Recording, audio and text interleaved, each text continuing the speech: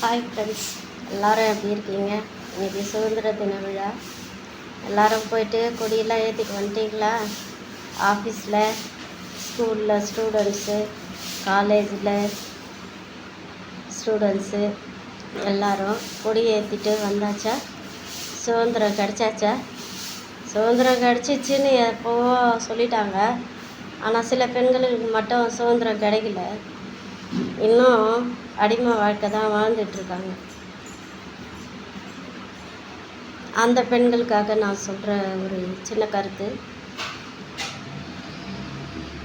சுதந்திரன்றது நம்ம சாப்பிட்ற சாப்பாட்லேயோ உடுத்துகிற உடையிலையோ கிடையாது, நடந்துக்கிற நடைமுறையில் தான் இருக்குது. அந்த சுதந்திரத்தை நம்ம குடும்பத்துக்கிட்ட இருந்து நம்மளே வாங்கிறதுக்கு நல்ல வழி, நேர் வழி, நல்லதையே நினச்சி நல்லதையே செய்க, நல்லதே உங்களுக்கும் நடக்கும். அப்படி இருக்கிறப்ப நீங்கள் சுதந்திரம் கேட்டு வாங்கிறது இல்லை, தானாக வரணும்.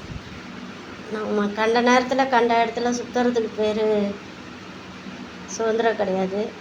நம்ம குடும்பத்துக்கு எது நல்லது எது கெட்டதுன்றது தெரிஞ்சு நடந்ததுக்கு பேர் தான் சுதந்திரம்.